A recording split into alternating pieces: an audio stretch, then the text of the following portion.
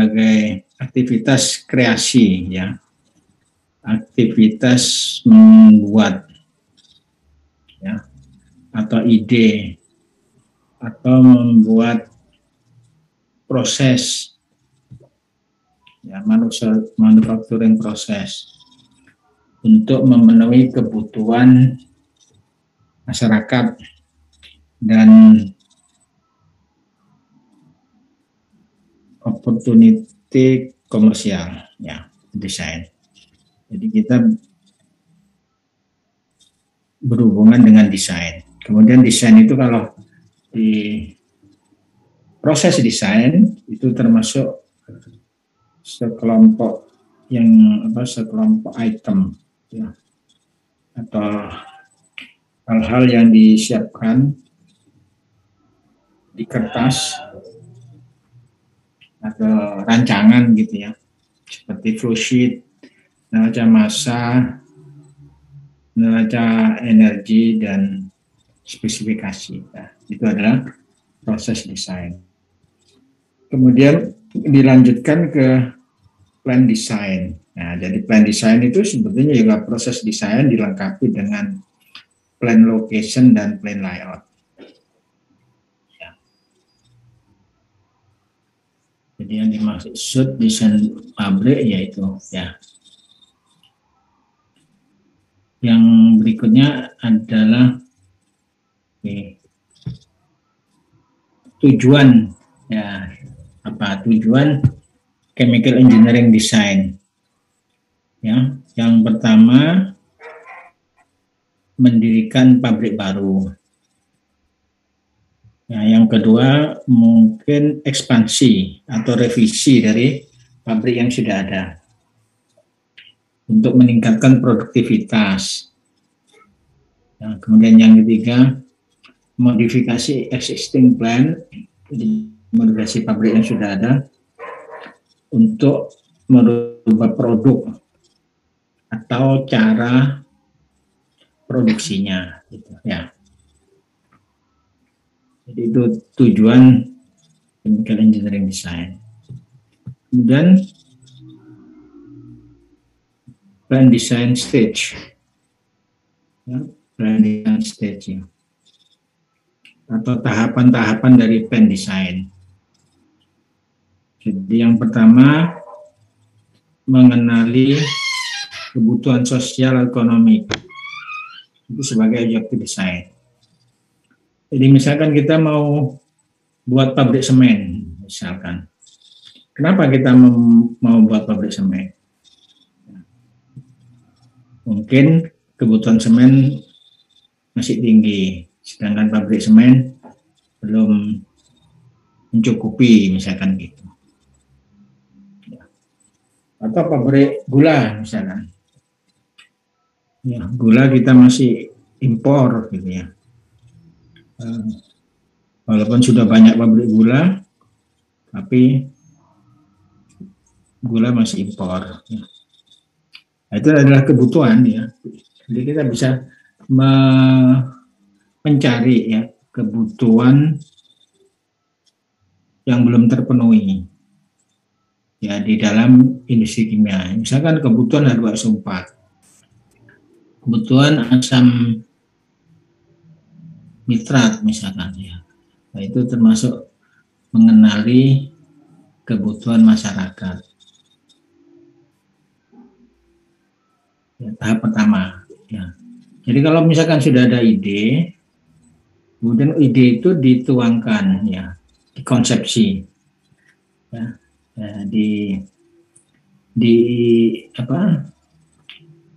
ya, dirumuskan lah, gitu, ide. Kemudian tahap ketiga ada analisis, ya, yang mana estimasi kasar untuk menentukan apakah ide itu secara teknis bisa diterima, ya. Jadi artinya gini, misalkan saya mau buat pabrik gula gitu, ya. Kalau pabrik gula kan umumnya dari tepung. Bagaimana kalau saya membuat pabrik gula dari singkong misalnya? Ya, itu kita dari ide itu kita telusuri. Ya, apakah mungkin bang nggak buat gula dari singkong? Terus, apakah sudah ada pilot plan-nya? Ya. Apakah perlu tahapan penelitian, pilot plan, ya, laboratory study, ya, atau pekerjaan yang lain, ya. Jadi ada satu proses pendirian pabrik itu ada yang langsung dari skala laboratorium langsung jadi ke pabrik. Tapi ini risiko ya. Nah, biasanya lewat pabrik kecil dulu ya, pabrik kecil yang terkenal dengan pilot plan gitu. Kemudian tahap kalau sudah ide, sudah jelas ini bisa detail desain. Nah, detail desain inilah yang saudara kerjakan nanti di tugas pradesain.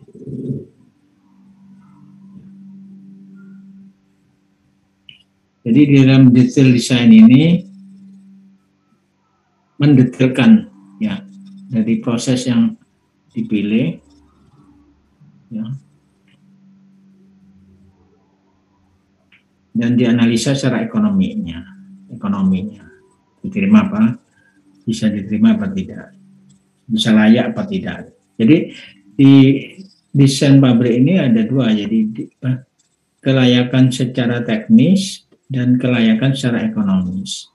Nah, kelayakan secara teknis itu adalah pemilihan proses itu.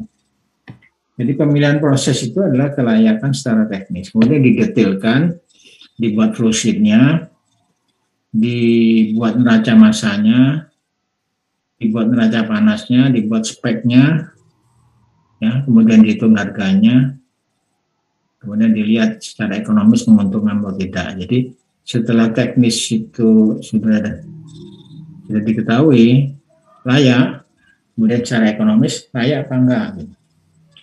Ya.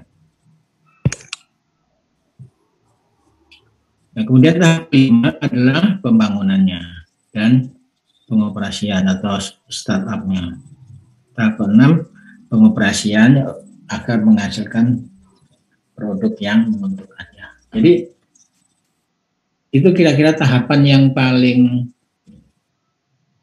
ya kasar lah istilahnya. Ada 5 tahap ini, mulai dari mempelajari kebutuhan, ya, kemudian dicari prosesnya, didetailkan, dihitung secara ekonomi untung atau tidak, kemudian baru dibuat pabriknya.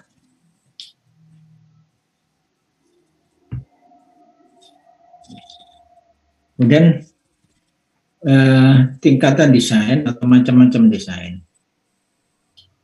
Jadi metode untuk melaksanakan project design dapat dibagi menjadi klasifikasi berikut, tergantung ketepatan atau kedetilan.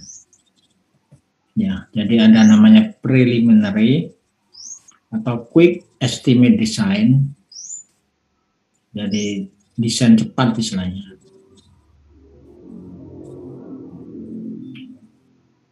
Beberapa pabrik memang bisa dilakukan desain cepat gitu ya. Tapi untuk pabrik-pabrik yang kompleks itu tidak mudah ya. Ya kita sebut preliminary gitu ya. Kemudian yang kedua adalah detail estimate design. Jadi desain memperkirakan jadi secara detail gitu ya. Secara detail itu ya ada flowsheet-nya sampai alatnya itu sudah termasuk detail. Ya, tapi ada lagi yang dimaksud detail itu sampai mechanical ya. Jadi biasanya kalau chemical design. Ya, chemical design itu termasuk basic design. Ya, jadi di dalam detail itu bisa dibagi lagi, ada yang basic design sama detail design. Ya, detail design itu memasukkan unsur mekanikal. Ya, mekanikal itu misalkan alat gitu ya, itu ada tebalnya, las-lasannya, nozzle-nya dan sebagainya. Kemudian ada electricalnya, ada controllernya, mungkin ada pemanas, ada pendingin dan sebagainya. Ya, jadi itu adalah detail. Jadi kemudian yang ketiga, proses yang ditetapkan ya, atau detail design ya. Jadi benar-benar detail design.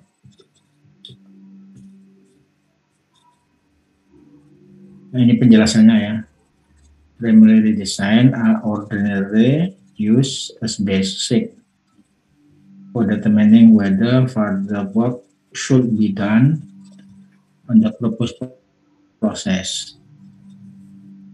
Based on approximate process method and raw cost estimate are prepared. Few details are included and the time spent on calculation is kept in minimum. Kemudian detail system design. In this time design, the cost and profit potential of established process is determined by detailed analysis and calculation. However, exact specifications are not given for the requirement and drafting. Ya, jadi pekerjaan pradesain itu bisa termasuk satu, bisa termasuk dua. Ya, jadi kita sebenarnya lebih cenderung pada detail estimate design. Ya. Walaupun istilah kita masih sebut pradesain, jadi pradesain itu sebenarnya preliminary design. Ya.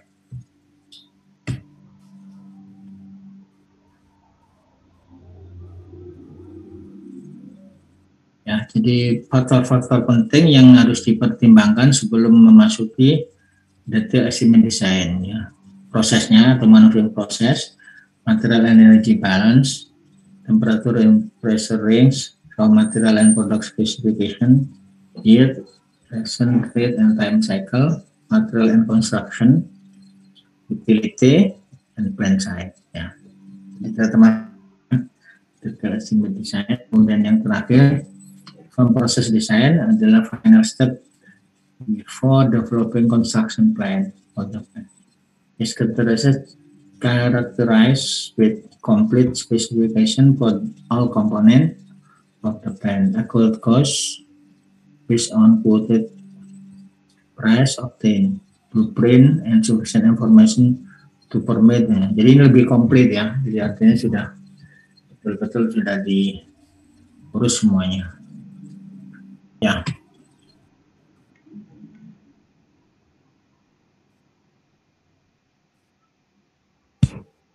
Nah, sekarang setelah ada gambaran perbedaan tingkatan desain, ya, saya akan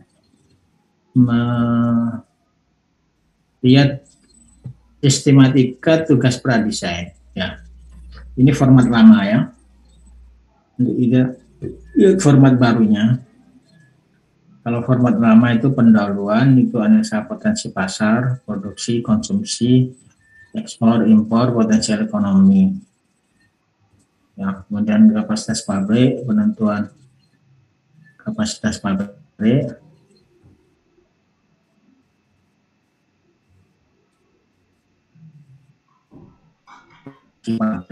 kemudian uraian proses.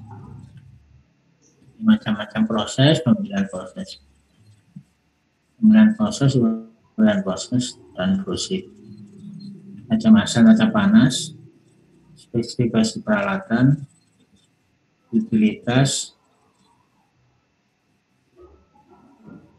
struktur organisasi, dan analisa ekonomi. Ya. Itu format lama. Ya. Nah, di format yang baru,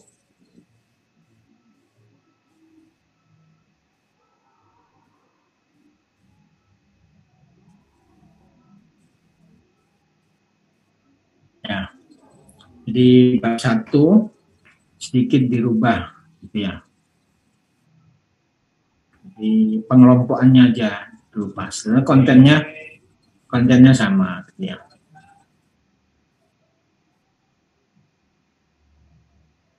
Jadi tinjauan pasar ya, tinjauan pasar produk ya. Maksudnya tinjauan pasar dari produk maksudnya gitu. Tinjauan pasar dari produk itu misalkan mau buat pabrik gula gitu. Bagaimana pasar gula itu? Ya, bagaimana produksi gula saat ini? Bagaimana konsumsi gula saat ini? Ya, bagaimana ekspor, bagaimana impor, gitu ya. Jadi dari data konsumsi, produksi, ya. Kalau data konsumsi lebih besar daripada data produksi, berarti apa kemungkinan? Impor gitu ya. Kemungkinan impor. Tapi sebaliknya, kalau data produksi lebih besar dari dari konsumsi, maka kemungkinan besar ekspor, ya, ada ekspor. Tapi bisa jadi dua-duanya ada. Jadi kita mengekspor dan kita mengimpor gitu. Kira-kira apa? Bisa terjadi seperti itu kenapa?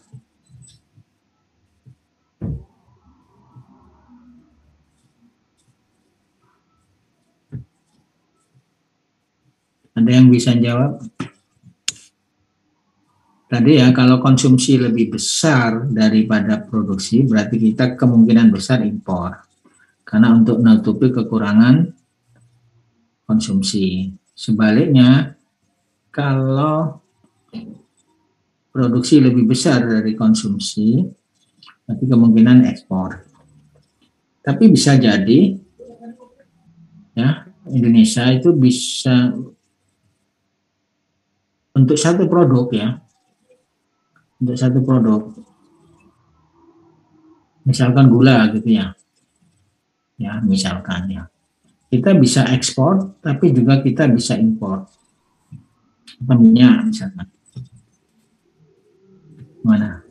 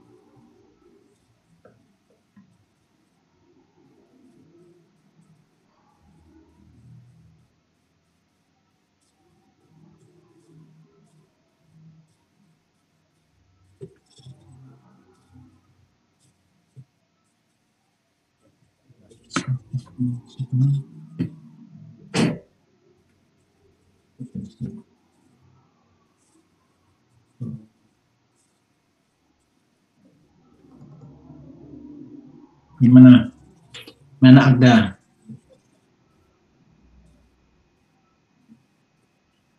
Apabila ada satu produk kita impor, tapi kita juga ekspor. Itu kira-kira kenapa? Ada yang tahu? Saya izin coba menjawab. Ya. Mungkin di produk yang di Indonesia itu masih kurang sesuai dengan kriteria yang diinginkan, jadi melakukan ekspor. Tapi untuk mengembalikan ekonomi, akhirnya yang produk itu sendiri dieksporkan. Ada punya contoh kira-kira? Produk apa misalkan?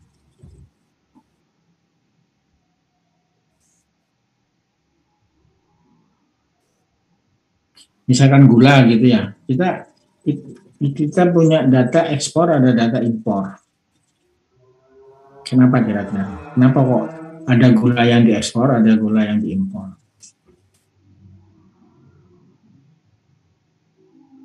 Kalau beras kita impor misalkan ya, karena kurang misalkan produksinya. Sekarang kalau gula itu ada yang diekspor, ada yang diimpor. Kira-kira kenapa?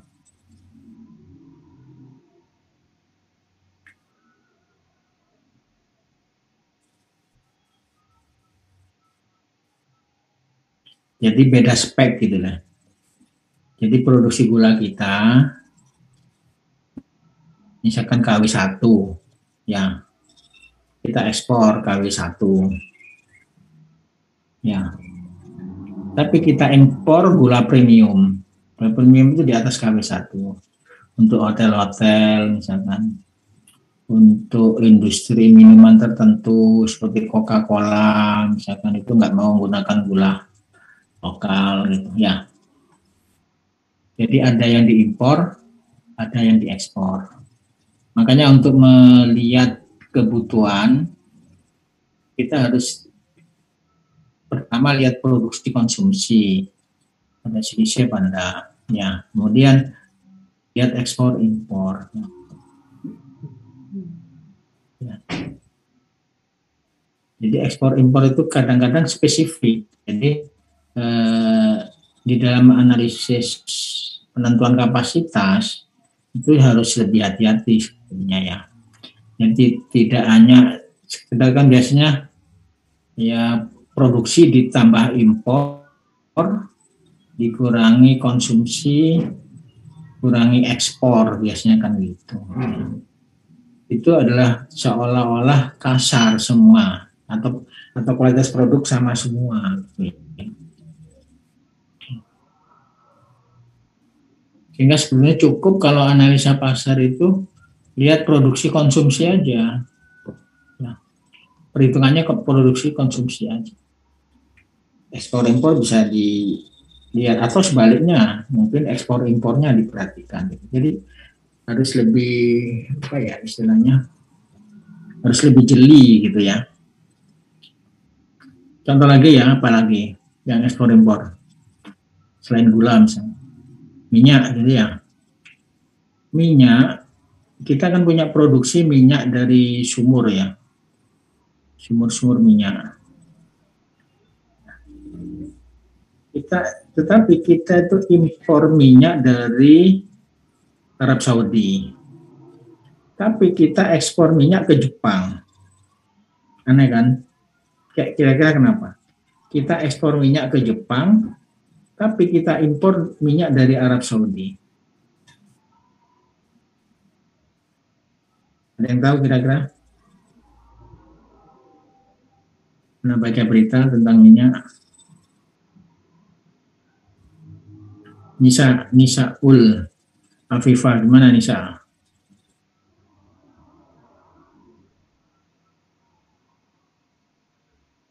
Iya Pak. Ya, gimana?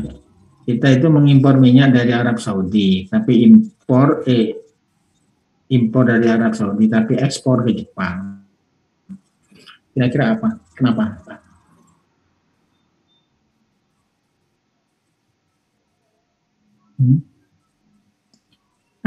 Kalau dari saya seperti Mbak Ada Pak, dari kualitasnya juga mungkin memang berbeda kebutuhan tiap negara. Ini belum produk, masih minyak mentah. Minyak mentah kita kan punya kilang ya, seperti Cilacap, Balikpapan, Balongan itu kan, itu bahan bakunya impor dari Arab Saudi. Kita punya sumur-sumur minyak di Sumatera, di Kalimantan, ya. Tapi kita ekspor ke Jepang, nah, gitu loh. Jadi belum ada produknya mas, masih minyak mentahnya. Jadi kalau kita misalkan mendesain pabrik kilang minyak, nah kita gimana ngitungnya gitu loh, analisis pasarnya gimana? Karena kalau dihitung cuma ekspor impor nanti nggak masuk gitu. Jadi harus lebih jeli. Nah, kira-kira apa? Tadi kan contoh tadi kan gula ya, beda spek gitu ya. Ini juga sama beda spek. Jadi yang diimpor dari Arab Saudi itu untuk kilang Cilacap. Ya. Terus kilang Balongan itu dari Sumatera. Ya. Jadi KW, bukan KW ya pasannya. Kualitas minyak mentah itu ternyata di masing-masing sumur beda. Ya, kilangnya juga beda gitu. Jadi ternyata tidak semua kilang itu bisa ngolah sembarang minyak. Spesifik ya. Jadi kalau di Cilacap itu ngolah minyak dari Arab Saudi. Kalau ini ngolah minyak dari ini gitu loh. Itu faktor pertama, sehingga nggak bisa kita minyakan minyak dari Cepu atau dari Bojonegoro diolah di Cilacap gitu. Nggak bisa ya. Setiap kilang itu spesifik ya. Itu faktor pertama itu, atau salah satu penyebab itu. Penyebab yang kedua, masalah lingkungan, kualitas kadar sulfur. Jadi kalau di Indonesia itu lingkungan belum begitu ketat, ya, sehingga minyak yang kadar sulfurnya tinggi itu nggak jadi masalah. Gitu. Ya, kita impor dari Arab Saudi dengan harga lebih murah. Kita jual ke Jepang harga yang lebih mahal karena minyak yang kita jual ke Jepang itu kadar sulfurnya rendah. Tuh. Jadi ada dua penyebab di situ yang menyebabkan kenapa ada ekspor ada impor gitu. Ya.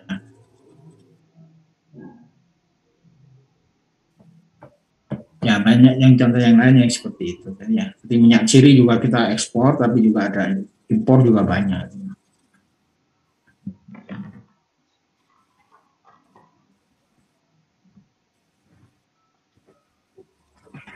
Ya, ada pertanyaan sampai di sini? Ini penting karena ini nanti menentukan kapasitas ya. Jadi tidak harus lebih tajam. Jadi nggak sekedar dihitung pakai rumus. Kapasitasnya ditentukan dari rumus yang sangat sederhana. Harus lebih jeli. Jadi ada produk-produk tertentu yang sulit. Sulit itu ada dua. Pertama, datanya nggak komplit. Jadi data produksi konsumsi tidak lengkap. Data ekspor impor juga tidak lengkap. Itu kan sulit ya. Nah, data kemungkinan kedua sulitnya itu bukan datanya tidak lengkap, data itu lengkap tapi tidak ada datanya. Contohnya misalkan mau buat biodiesel gitu, atau mau buat alkohol gitu, itu banyak data nggak ada, data konsumsinya juga nggak ada, data produksinya tidak ada. Ya, data produksi ada sih karena ada pabriknya gitu. Jadi bisa karena kelengkapan data, kalau memang datanya nggak ada karena pabriknya pabrik baru. Ya, diesel kan baru. Nah, kebutuhannya itu tidak menggunakan data konsumsi produksi, tidak menggunakan data impor, ekspor, tapi menggunakan data kebijaksanaan pemerintah. Kalau pemerintah itu mau ganti minyak solar dengan biodiesel itu bagaimana kebijakannya? Berapa tahun sampai tahun 2005 bagaimana? Nah, itu bisa diperkirakan nanti kebutuhan biodiesel saat itu. Ya, dari kebijaksanaan pemerintah.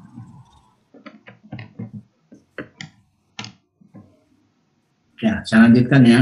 Jadi itu analisis pasar ya. Analisis pasar itu memang harus banyak informasi. Harus banyak informasi. Jadi tidak bisa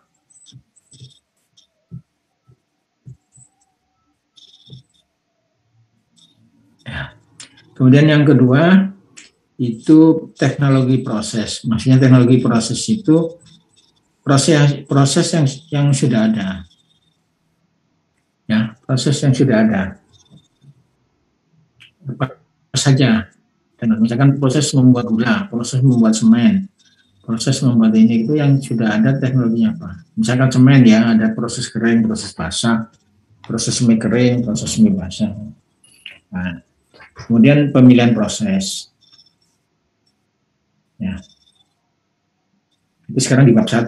Kalau yang format yang lama pemilihan proses itu ada di bab 3. Ya.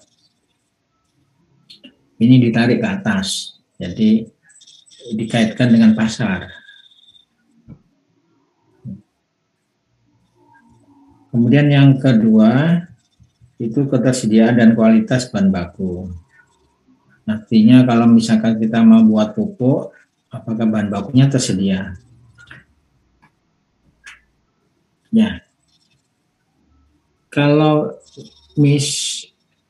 kamu tahu Petrokimia Gresik? Siapa yang kerja praktek di Petrokimia Gresik? Saya, Pak. Saya tanya ya, produknya apa saja di situ? Produk utamanya itu ada urea, pupuk, kemudian pupuk apa pupuk? iya, Pak. Apa pupuk? Pupuknya kan kenapa, Pak? Pupuk urea, pupuk NPK, pupuk apa lagi? Pupuk ZA. Kemudian ada itu Pak, gypsum juga ada. Gypsum, pupuk fosfat, misalkan ya. Iya, sampos. Ya. Sekarang kalau saya tanya ya, mulai pertama dari urea. Urea itu bahan bakunya dari apa?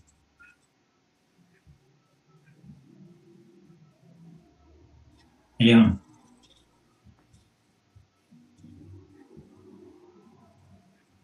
Kamu kerja praktek di bagian apa? Di bagian pupuk apa? Saya di bagian itu gypsum dari purified gypsum di pabrik 3B. Gypsum itu by product ya, bukan produk ya. Gypsum itu by produk dari pupuk apa? By produk dari asam fosfat. By produk dari asam fosfat ya. Atau pupuk fosfat lah ya. Iya. Pupuk fosfat. Nah sekarang kenapa mendirikan pabrik pupuk fosfat di Gresik?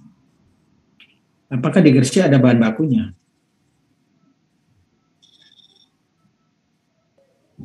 Kebetulan di Petrokimia sendiri ada proses pembuatan asam fosfat. Jadi dari pabrik berapa itu ya Pak asam fosfatnya. Kemudian dari produksi itu ada side produknya yang kemudian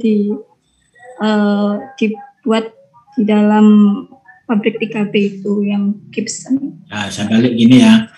Petrokimia itu membuat asam fosfat itu dari bahan baku apa? Bahan bakunya apa? Ada lagi yang kerja praktek di Petro? Selain ada Odina kerja praktek di mana Odina? Ya Pak. Kamu kerja praktek di mana? Di Petro Pak. Nah ya kan, di bagian apa kamu?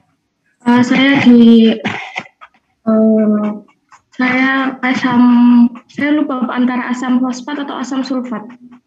Asam fosfat ada misalkan ya. Atau asam sulfat lah terserah. Ya. Ya. Yakin asam sulfat ya. Asam sulfat itu bahan bakunya dari apa?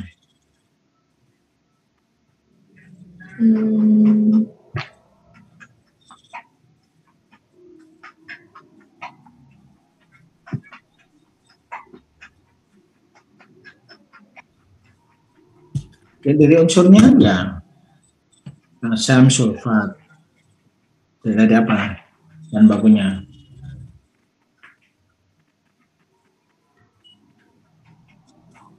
Kalau asam sulfatnya dari sulfur. Dari sulfur. Nah, saya lihatnya sulfurnya dari mana? Apakah di Gresik ada tambang sulfur atau sulfur? Sulfur itu kan belerang ya. Di sini yang penghasil belerang dari mana?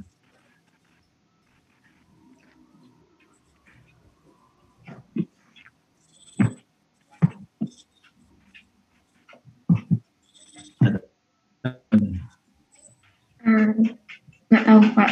Wow. Ada gunung belerang nggak di Jawa Timur? Ada Pak. Ada. Di mana gunung? Di Gresik sendiri juga ada. Wah, ada. Gresik kok. Gresik masa ada gunung? Gunung Ijen Pak. Hah? Gunung Ijen. Ya, Ijen itu penghasil belerang. Tapi apakah belerang dari Ijen itu yang dipakai oleh Petrokimia Gresik?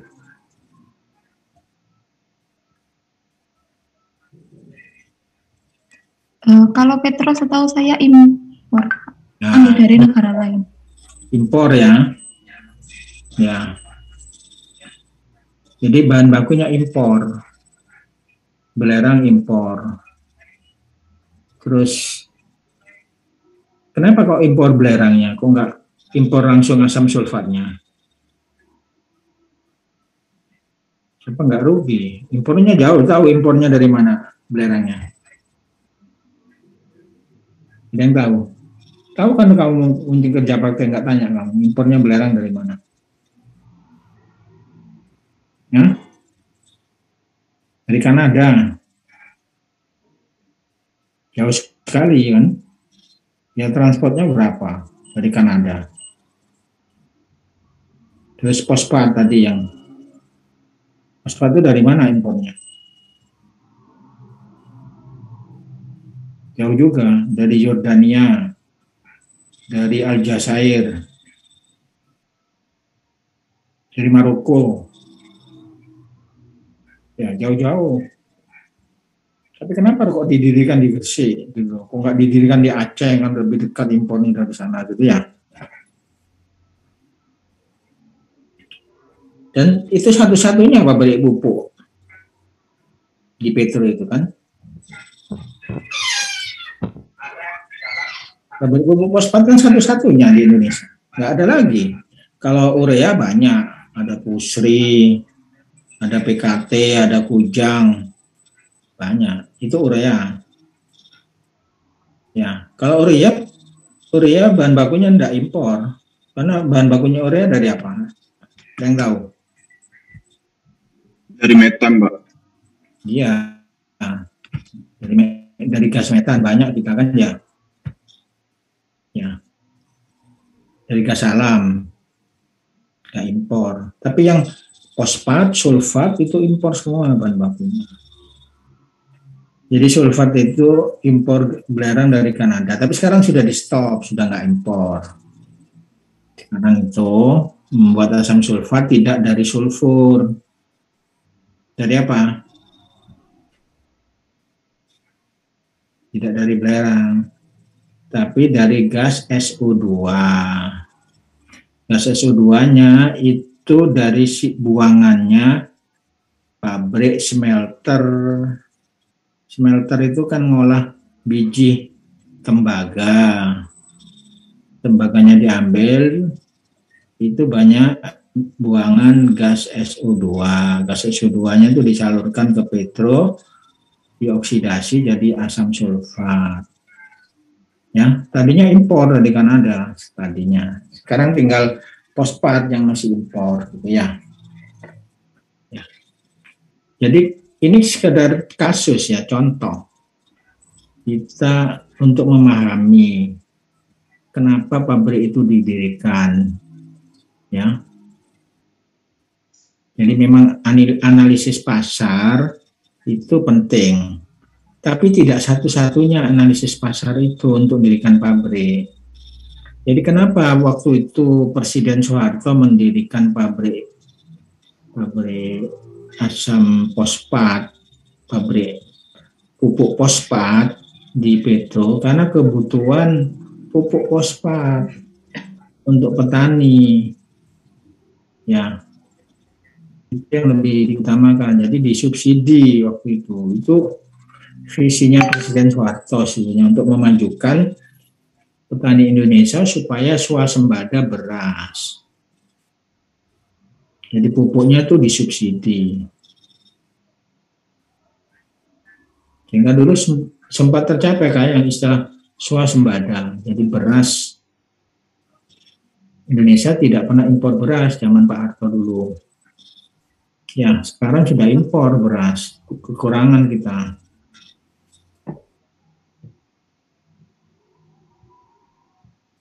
Ya, jadi ini sebagai gambaran ya, sebagai gambaran bagaimana analisis pasar gitu. Jadi supaya tidak saklek atau tidak terpaku pakai rumus. Biasanya itu kan mesti rumus konsumsi ditambah ekspor dikurangi impor dan produksi. Produksi ditambah impor sama dikurangi konsumsi dan ekspor gitu. Hanya itu. Padahal rumus itu salah sebetulnya. Ya, tidak 100% benar ya. Banyak salahnya rumus itu. Di dalam kenyataan itu tidak seperti itu. Tidak sesederhana itu gitu. Saya kasih contoh tadi mulai pupuk, minyak, biodiesel dan sebagainya itu nggak menggunakan rumus itu. Ya.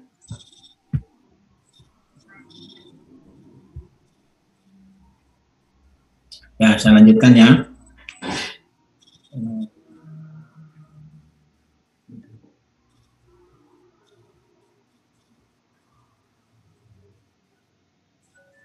Ya, jadi itu di bab 1 ya.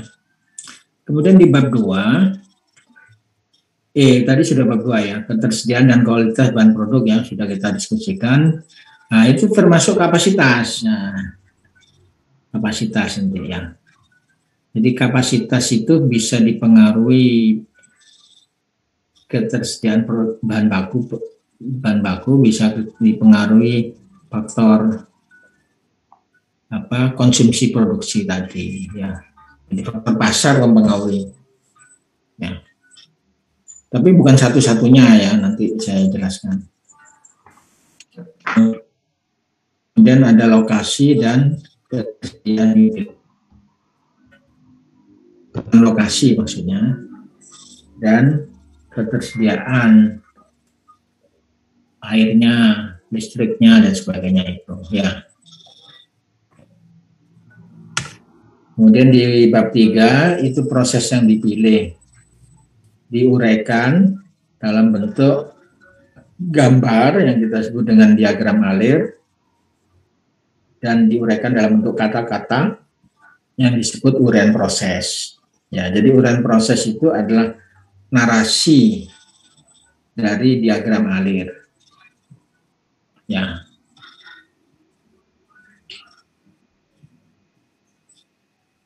Itu di bab 3. Kemudian di bab 4 itu adalah neraca massa dan energi. Ya, jadi bab neraca massa dan neraca energi. Ya.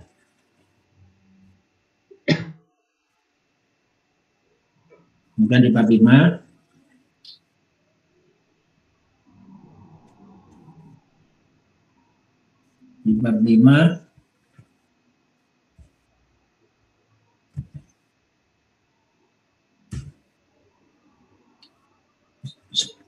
spesifikasi alat, kemudian daftar harganya, daftar harga dan daftar peralatan dan harga, misalnya gitu ya. Ya, harga dan peralatan. Ya, biasanya harga dan peralatan itu nggak di sini, biasanya di belakang di analisa ekonomi, gitu ya. Tapi ini dipindah di sini, ya. Kemudian yang ketiga tata letak pabrik, dan yang keempat PNID dan preliminary HACCP. Ya, kemarin HACCP ada di bab 6. Dan di bab 6 itu perhitungan CAPEX dan OPEX. CAPEX itu modal, biaya modal. Jadi kalau mendirikan pabrik itu butuh modal berapa? Ya, jadi itu modal. Jadi untuk menghitung modal itu ada perhitungan sebelumnya. Ya, data ekonominya, data harga peralatannya, harga tanah, dan sebagainya. Ya,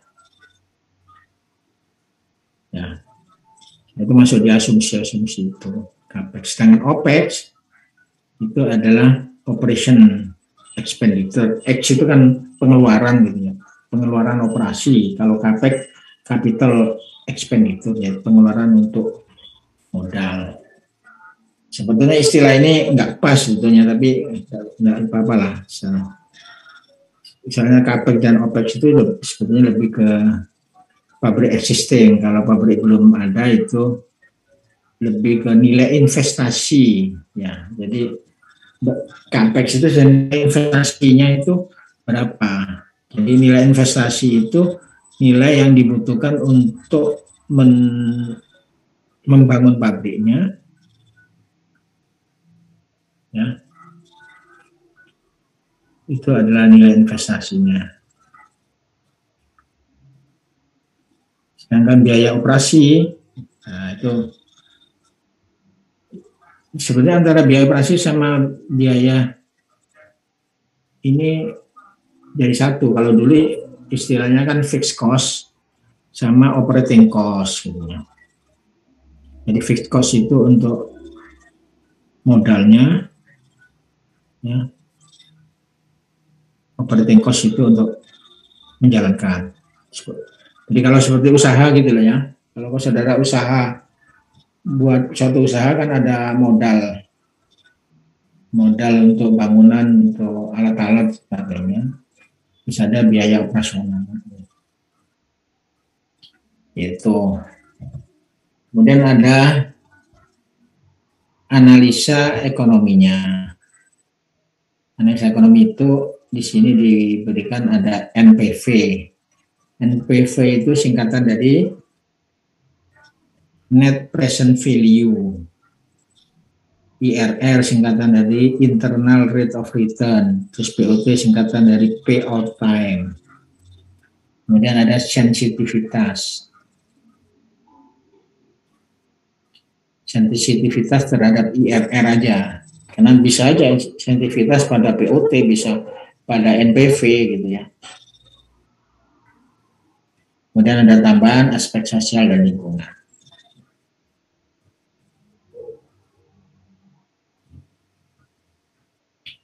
Nah, di sini unsur manajemen mungkin tidak tahu dimasukkan di mana manajemen itu, karena di manajemen itu ada struktur organisasi.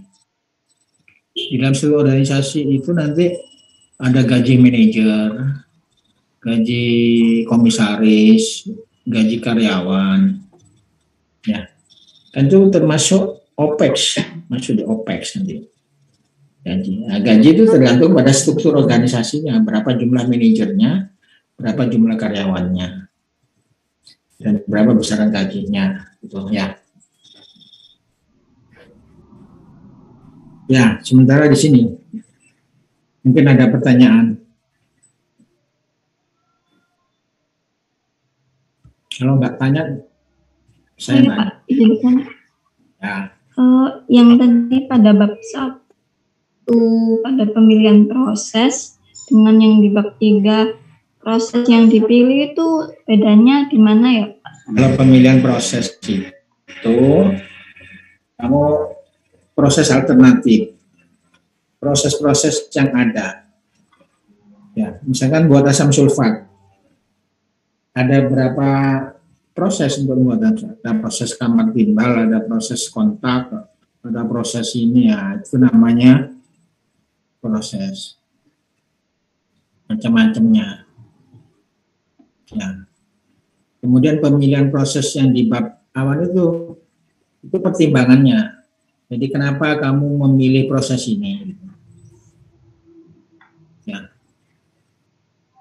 Jadi ada pertimbangan dari bahan bakunya, pertimbangan dari konversinya, pertimbangan dari lingkungan mungkin, pertimbangan dari spek produk mungkin gitu. Ya.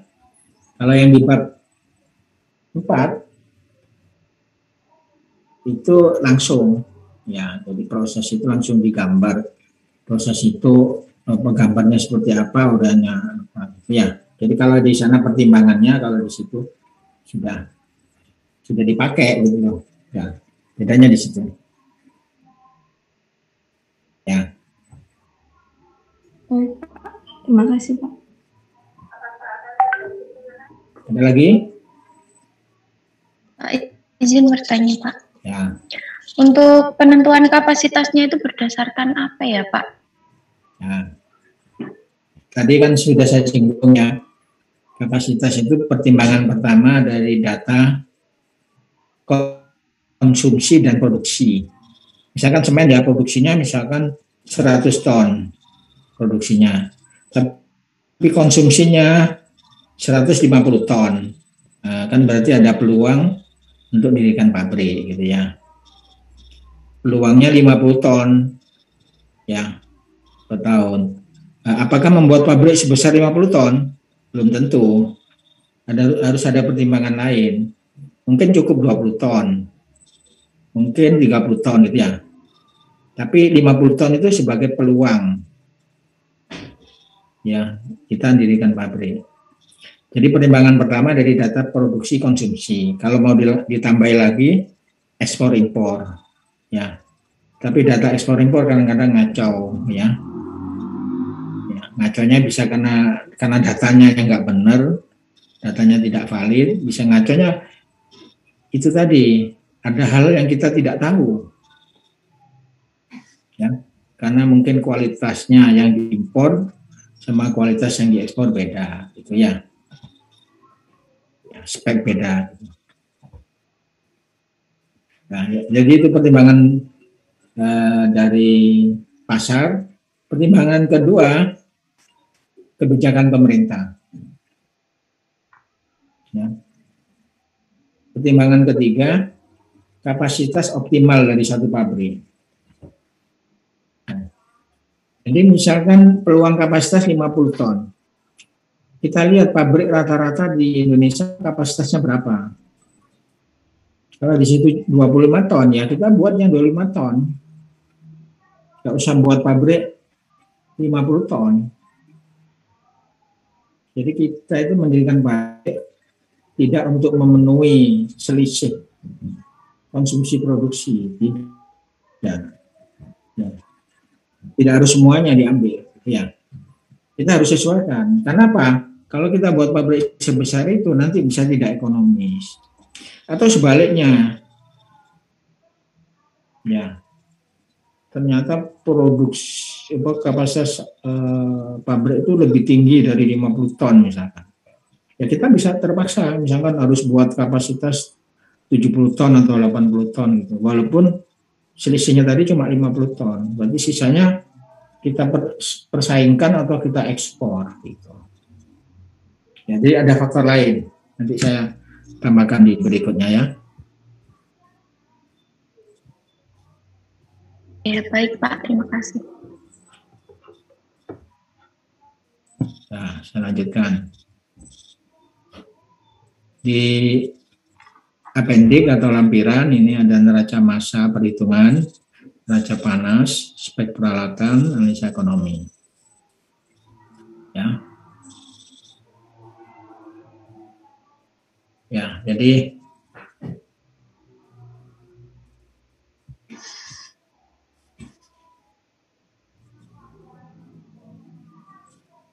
tinjauan pasar produk ya, itu bisa menggunakan data konsumsi nasional ya, atau dunia, dan dunia bisa jadi data produksi nasional, kemudian data ekspor impor, kemudian yang tidak kalah pentingnya ya potensial ekonomi. Apa yang disebut potensial gimana? IP itu di pelajaran apa itu yang Robin Smith itu loh, desa proses ya, itu juga harus dicek ya.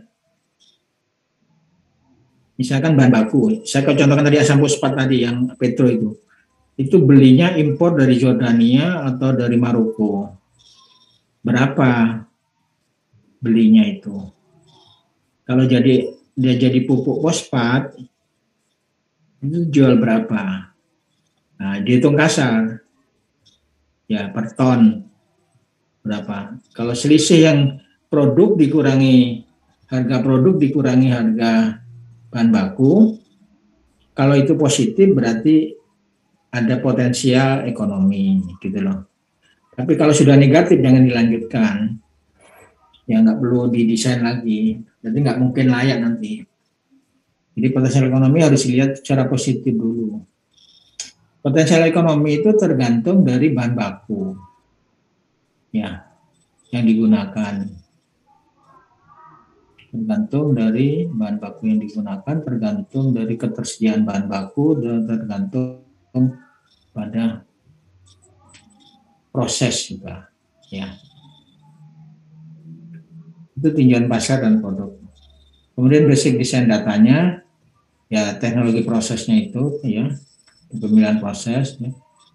Terus kapasitas pabrik dan lokasi pabrik, spesifikasi peralatan bahan baku dan produk, harga bahan baku dan produk. Nah ini, penentuan kapasitas pabrik didasarkan pada kajian potensi pasar, jadi data ekspor, impor, konsumsi, produksi, ya, orang ya. Ya, kedua, kebutuhan masa mendatang atau kebijakan pemerintah atau tren dunia. Ya. Kalau kebutuhan apa pemerintah saya contohkan tadi, kalau misalkan biodiesel, terus pabrik alkohol itu juga bisa menjadi kebutuhan masa mendatang ya, karena trennya bahan bakar mau diganti sama bahan bakar yang nabati misalkan ya. Tren dunia juga ya, pencinta lingkungan jadi menginginkan produk-produk yang ramah lingkungan misalkan. Ya. Yang ketiga ini yang tidak kalah pentingnya, kapasitas pabrik rata-rata yang paling efisien. Ya. Jadi jangan menggunakan kapasitas produk itu langsung dari pasar, dari potensi pasar aja. Harus dilihat tadi ya kebijakan pemerintah, kalau ada, kalau nggak ada berarti kapasitas pabrik rata-rata. Contohnya pabrik semen. Pabrik semen itu yang efisien di Indonesia itu antara 2 sampai 3 juta ton per tahun. Kamu coba lihat berapa kapasitas pabrik semen Gresik. Kapasitas pabrik semen Indonesia, semen apa? Tonasa, semen mana lagi? Semen Indosemen. Itu rata-rata segitu. Kalau misalkan mau kapasitas perusahaan bisa lebih besar ya, kapasitas perusahaan bisa 10 juta.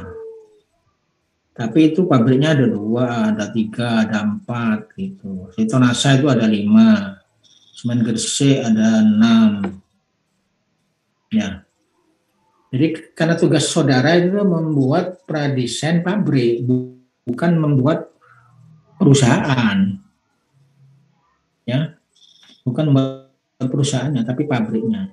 Jadi harus disesuaikan. Pabrik CPO misalkan, itu yang umum itu antara 30-60 ton. Ya. Jangan membuat pabrik yang lebih kecil dan jangan buat pabrik yang terlalu besar. Semen juga gitu, itu tiap negara tidak sama. Kalau di Cina, pabrik semen itu rata-rata paling kecil 10 juta ton. Paling kecil. Ya, bahkan ada yang sampai 20 juta ton. Ya, itu di Cina. Di Indonesia itu yang sudah paling bagus. Di India malah lebih kecil pabriknya, di bawah 1 juta ton.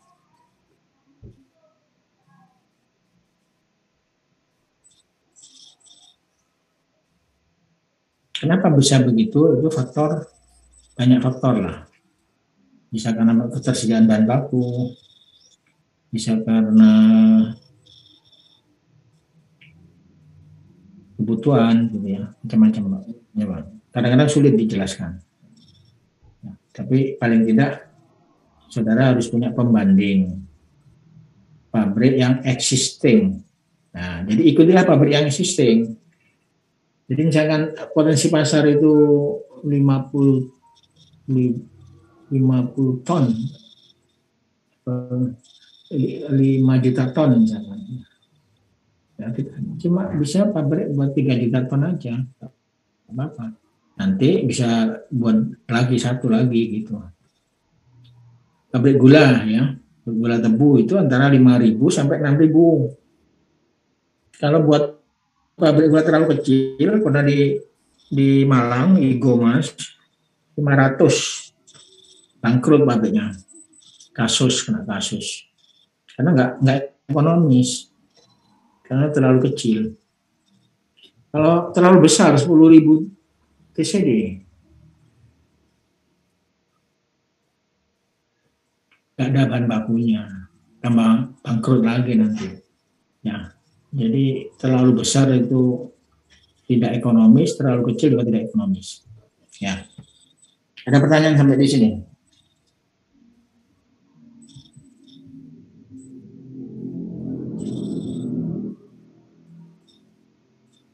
Ya ada. Sekarang saya yang tanya. Apa? Iksan. Mana Iksan? Iksan? Harid.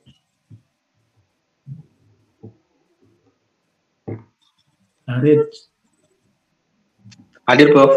Nah, saya tanya ya. Ya, Prof. Kapasitas itu didasarkan kapasitas produk atau kapasitas bahan baku?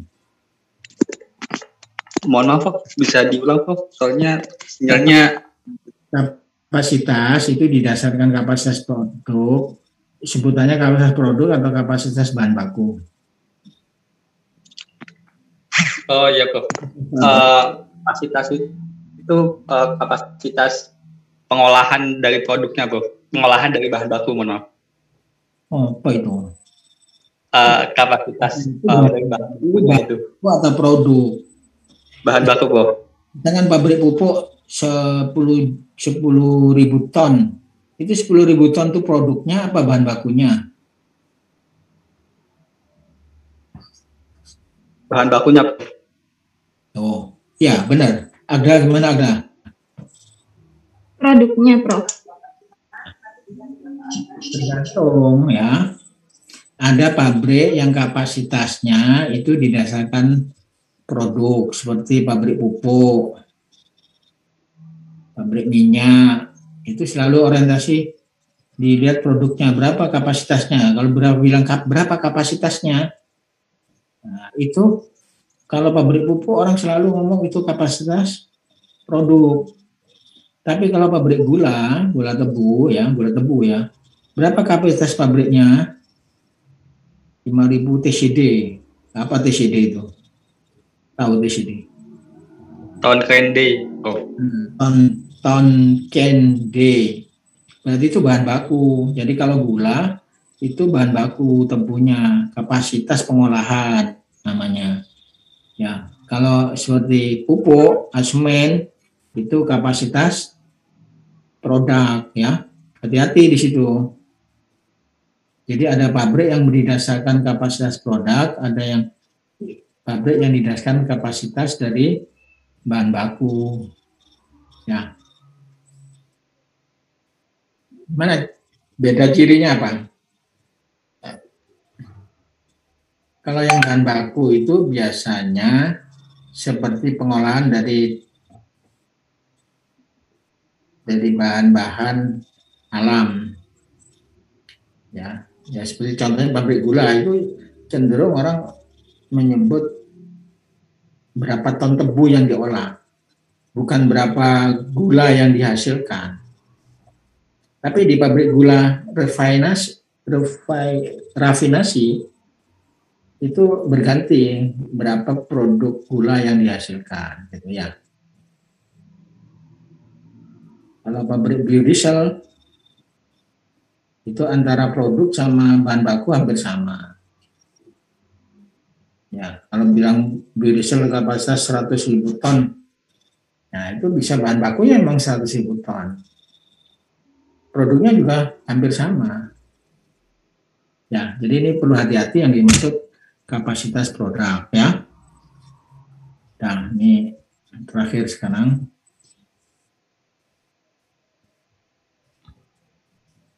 Kapasitas, terus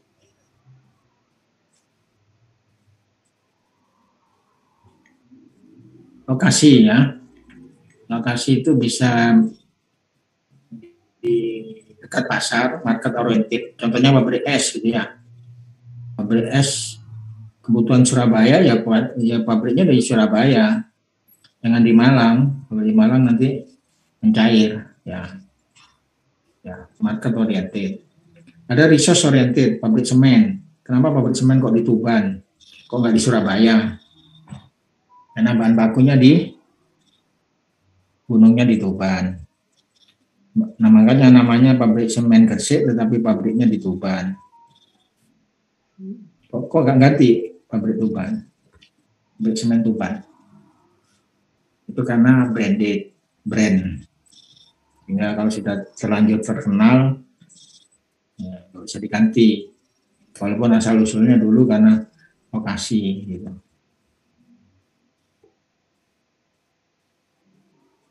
Kemudian labor oriented, seperti pabrik rokok yang lama, ya. Jadi di mana banyak karyawan, seperti di Surabaya itu ada pabrik rokok karena di Surabaya banyak tenaga kerja, labor. Energi intensif, di mana ada energi intensif pembangkitnya besar.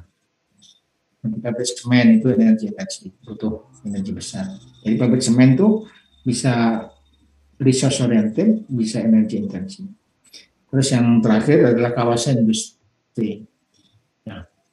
Jadi karena peraturan lingkungan, peraturan pemerintah, semua pabrik dijadikan satu dalam satu lingkungan kawasan industri. Seperti SIR di Surabaya, PIR di Pasuruan, GKB di Gresik, atau di Mojokerto itu Ngoro misalkan, ya. Itu kawasan industri. Terus kemudian lokasi tadi, ya, ketersediaan tenaga kerja, kesediaan listrik atau power plant, kesediaan air, adanya pelabuhan, dan faktor sosial. Faktor sosial itu penting.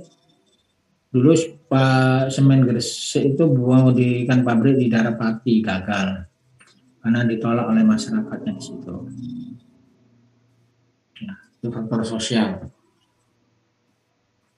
Ya, bisa berpengaruh sekarang. Jadi penolakan. Kemudian contoh apalagi pembangkit listrik tenaga nuklir itu di mana-mana ditolak. Dulu rencana di daerah Jepara, pernah di Gresik, mau didirikan di Gresik nggak jadi, pokoknya hampir semua jadi penolakan. Sekarang ada rencana di Bangka Belitung. Ya, itu faktor sosial. Ya, sampai di sini mungkin ada pertanyaan. Jadi ada tambahan, ya, kapasitas, lokasi. Ya.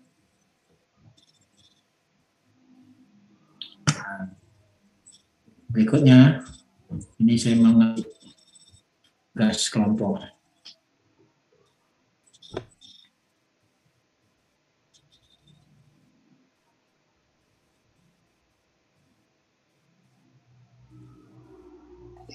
Prof, saya izin bertanya.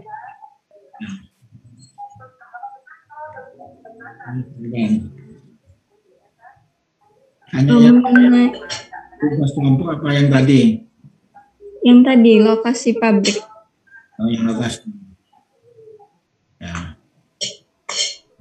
Mengenai pembuatan plan design ini, apakah pelabuhan ini memang harus wajib termasuk dalam pertimbangan menentukan lokasi pabrik, atau bisa digantikan dengan alternatif lain mungkin, Prof? Ya, dimasukkan.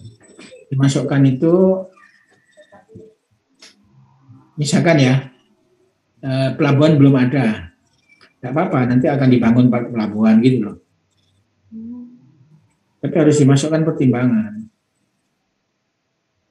Belum ada jalan misalkan, nanti akan dibangun jalan gitu. Karena pelabuhan itu penting untuk produk maupun bahan baku. Ya. Jadi mendatangkan bahan baku atau menyebar produk. Ya. Pelabuhan, jalan itu harus jadi pertimbangan. Jadi kalau lokasinya dekat dengan pantai gitu, berarti tidak ada masalah, di situ bisa ada pelabuhan. Tapi kalau bahan bakunya impor, produknya nanti mau disampaikan di mana-mana, dibuat di pedalaman. Ya, pedalaman Kalimantan gitu, kan nggak mungkin. Nggak mungkin layak nanti, jadi tidak layak. Ya, jadi pelabuhan itu jadi penting. Jadi pelabuhan sama power plant itu penting. Power plant misalkan ya, buat pabrik di Papua gitu, nggak ada power plantnya di situ. Jadi kalau mau bangun pabrik di sana harus menyediakan power plant, bangun power plantnya. Ya. Di Papua itu ya, saya ambil contoh satu kota besar kedua di Papua, Manokwari. Ya, itu pembangkit listriknya pakai genset, Mas ya. Kapasitasnya cuma 20 megawatt. Separuhnya dari pabrik semen. Itu satu kota itu. Jadi kecil, kalau mau bikin pabrik semen nggak bisa, semen butuh 40 megawatt. Dia baru pakai genset. Genset berapa? 10 atau berapa? Ya. Itu ya. Ada lagi? Baik, Prof. Terima kasih. Nah, ini pembagiannya kelompoknya ada 10 ya. Kan ada 30 orang ya ini ya. 29 atau 30? 29, Prof. Ya, 29. Kita bawa kelompok 1 itu 3 ya, diurut absen ya. Kelompok 2 itu urut absen ya, nomor 4 sampai 6. Nah, nanti kelompok 10 cuma 2 orang, nggak apa-apa. Karena analisa ekonomi kan gampang.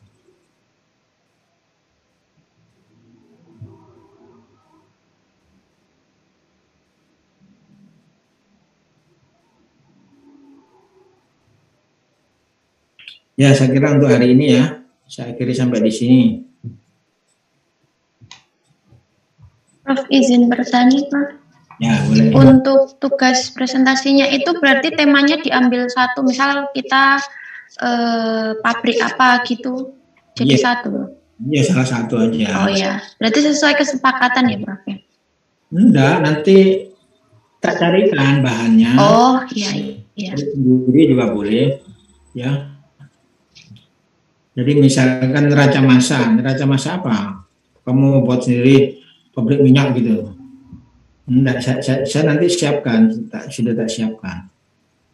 Jadi bagaimana cara membuat neraca massa dari satu flow sheet atau block diagram. Ya. Terus ya, baik, Pak. apalagi tadi penentuan kapasitas itu pabrik apa gitu, nanti saya sediakan semua ya. Jadi ini nanti 2 minggu lah kira-kira dari sekarang ya. Nanti minggu depan nggak kasih bahannya, minggu depan kan sudah mulai kelompok 1 gitu ya. Minggu depan atau minggu depannya lagi. Saya masih ngasih kuliah sekali 2 kali lagi. Ya, 2 kali lagi. Jadi masih 3 minggu lah kira-kira. Minggu depan saya siapkan materinya. Bahannya maksudnya. Ya. Ya saya kira ini yang hadir kurang 1 nih. Siapa yang nggak hadir ini? Anggun, Prof. Anggun ya? Iya, izin sakit dia. Mau sakit? Iya. Okay. Ya. Nah sudah kalau gitu, saya kira sampai di sini. Assalamualaikum warahmatullahi wabarakatuh. Selamat pagi. Ya. Waalaikumsalam. Terima kasih, Prof.